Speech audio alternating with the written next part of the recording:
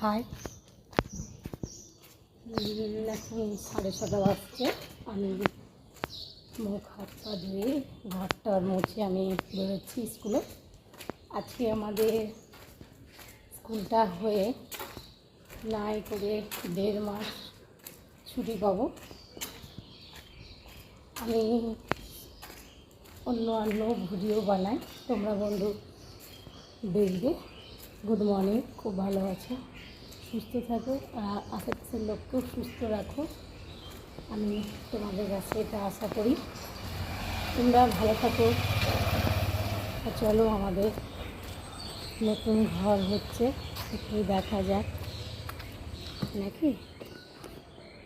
চলো, এখনও কমপ্লিট হয়নি আমাদের ঘর, জাস্ট নিমটন ঢালাই দিয়েছে। খুব ভালো লাগছে।